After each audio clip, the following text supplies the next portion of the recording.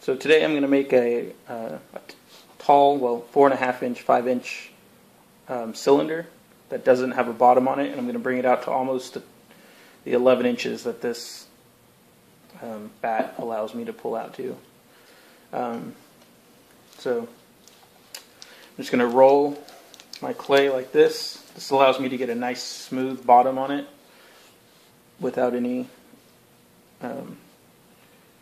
wrinkles or anything. You can see the top has wrinkles in it, which I'll straighten out here in a minute. But if you don't do that, you might end up getting wrinkles in the bottom of your pot. You'll have to trim out later. So if you don't trim the bottom of your pots that often, it could be an issue. But most potters put a foot or something on it. But it's just helpful. Keeps it stuck to the bat a little bit better. So kind of pound it down.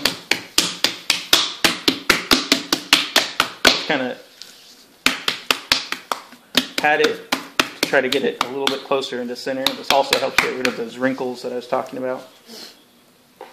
The closer I can get it to center, the better for me, because I center with my wrist with a lot of pressure like this, especially with my left hand, and it's not the best. It could eventually develop carpal tunnel. So I do my best to try to center as much as I can before I put the clay on there. So I don't want like a square block of clay, which would be really difficult to center, but the closer I can get it to a round ball, the better. So we're going to put pressure with the bottom of my pinky along the bottom edge here, and then I'm pushing in with this heel of my palm here. So yeah, heel and the palm here, pushing in towards the center of the pot, or center of the mound of clay. And then this hand is pushing down and just kind of giving direction on keeping it in a mounded, symmetrical form, while this one is doing most of the work. So a little bit of water to keep it lubricated, clean off your bat. And so push down with this one, push in with this one.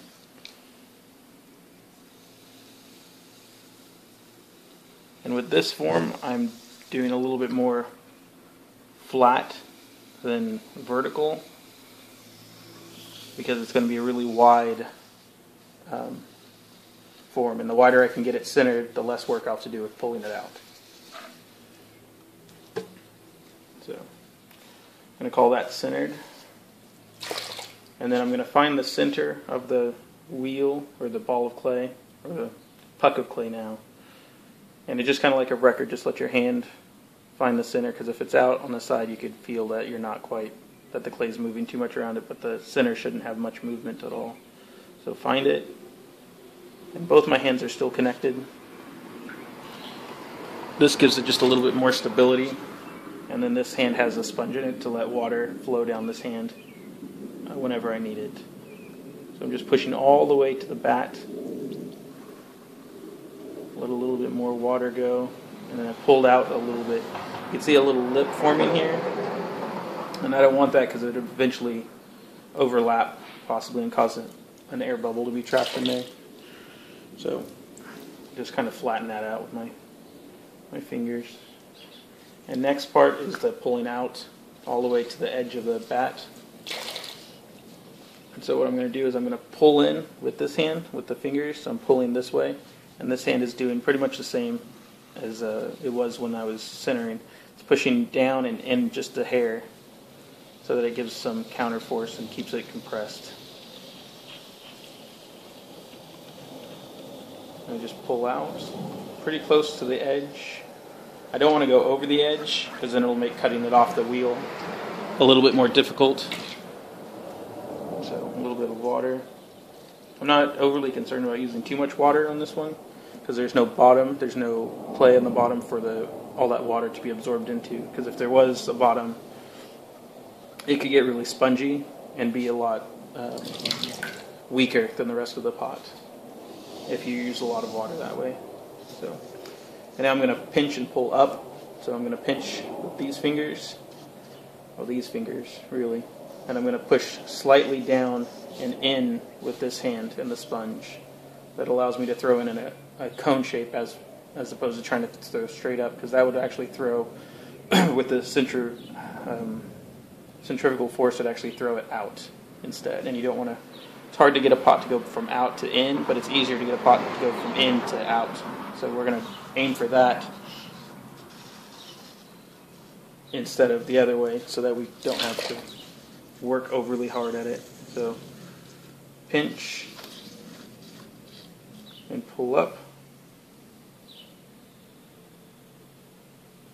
And you can see the cone shape over here that I'm working towards. I'm going to clean up this outer edge here, just so that I don't have to. It allows me to easier pinch clay from the bottom.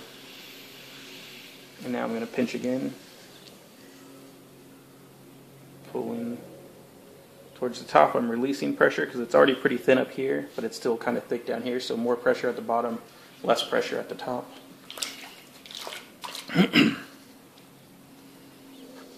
So once again, cleaning up that bottom and pinching and pulling. And right about there is when I start releasing pressure, just about 3/4 of the way up, because I don't want that top to get too thin. And so now I'm going to start pulling.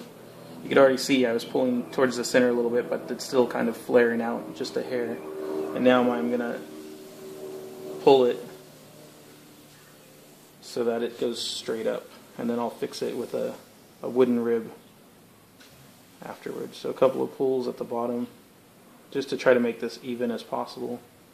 You don't want it really fat and thick at the base and then really thin at the top, because I'm going to hand build with this later. So I'm basically throwing a slab to work with, and this just gives me a better compression. And since I'm mainly a throwing potter, it's easier for me to do and get a look I'm looking for. The smooth round edges. With a slab built pot, you have a lot of sharp edges you have to clean off. This allows me to have smooth edges from the beginning. So pinch and pull slightly up, and I'm basically just smoothing out all the throwing rings. I could leave them in, and that would give a nice decoration at the end, but in this instance I think I'm going to take them out because I want a really smooth surface that Katura could draw on them when we're done with this. I'm going to take this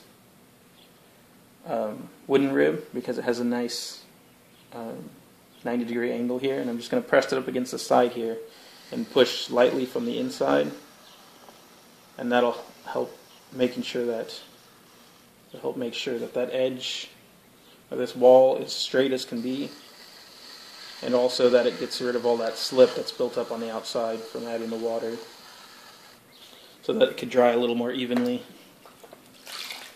And so I'm going to clean up the inside and wipe off some of the slip once again so it could dry a little more evenly, round off the top. And this is just about 4 inches, so not quite as tall as I was aiming for, but I think I need to use a little bit more clay next time if I want to get to 5 inches. This was 4.5 pounds of clay, so maybe 5.5 would give me that little bit extra clay that I needed to get to a height. But this will work for what I'm imagining in my mind. A couple more things before I finish this one. I'm going to give it a little edge on the bottom underneath the thing, so that when I cut it off I just have a guide. And then I'm going to do the same thing on the inside. Take off a bit of clay.